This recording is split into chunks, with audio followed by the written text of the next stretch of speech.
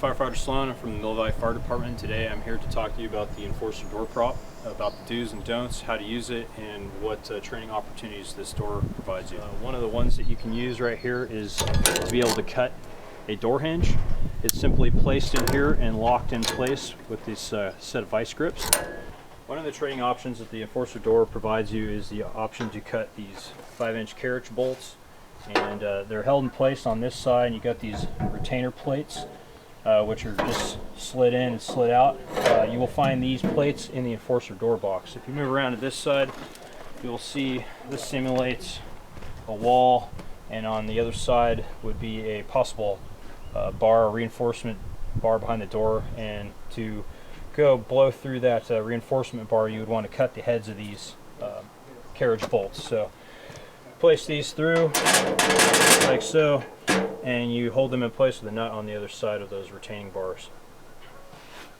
The third would be forcing the door either inward or outwards, and that is accomplished by using wooden dowels and 1-inch square stock to simulate the amount of resistance from a door, either commercial or residential.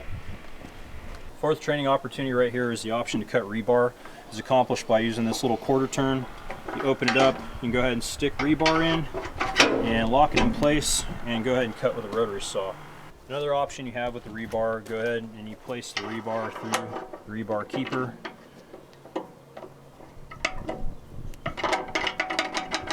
Open it up and it'll go all the way through.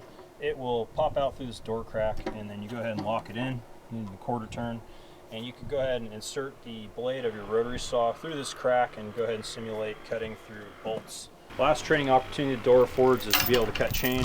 It's accomplished by this bolt right here. You stick that right down in there and have someone hold the chain with a pair of vice grips while someone cuts with a rotary saw as close to the prop as possible to preserve the chain.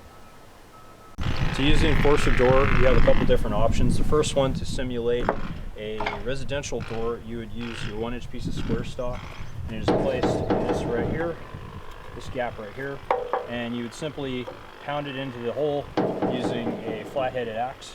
It goes through, provides about 4 inches of wood, and it will kind of simulate cutting or prying on a residential door. If you wanted to simulate a little more resistance, you could go ahead, add this 5/8-inch dowel to this part right here, and it would make the door quite a bit stiffer and hard to pry on. What you do not want to do with this door is put the wooden dowel in the spot that is meant for rebar. It is not meant to go through this hole. If you do that, it can kind of mess up the whole door. Also, with the wood stock, once you're done using the wood stock, please remove it from these pieces and do not leave it in here. Otherwise the wood will swell up and it's very, very difficult to get out. Next piece you want to use is this piece of 2x4, and it is placed rubber side inwards towards the door behind the metal pry, sacrificial metal pry piece. So you slide that in with the rubber side going in towards the door. You have your sacrificial metal piece right here, and a piece of wire, which is a retaining wire, which just broke. Anyway, you have more wire in the box, and the option of that wire is to just rig it through this little hole right here and keep it from falling out once you pry the door. So you place your wood in, you place your metal, sacrificial piece of metal in, and go ahead and shut the door. You do not want to pry against the wood. You're only to pry between the metal door and the sacrificial piece of metal. The door prop, depending on what kind of ground it is placed on, can be kind of skewed. So if you go to pound your 1-inch square stock through the hole and you find out that the door is not in alignment with the frame, you can adjust the frame in the door by using these adjusting bolts right here. This is a keeper bolt, so it locks it in place. You first unlock this bolt, bring it down about here, and then using a large socket or a crescent wrench, you can turn this in or out, and that will cause the door to twist in a manner to eventually where the door will line up with the frame, and you will be able to get your 1-inch square stock and 5/8-inch dowel through.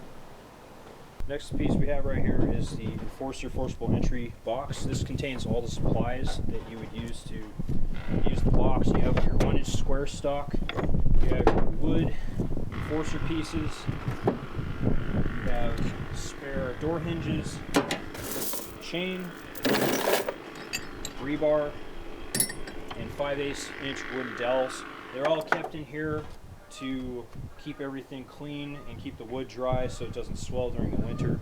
If you happen to use any of this materials here, please email me at csloan@cityofmillvalley.org and let me know what you use so I can go ahead and replace it.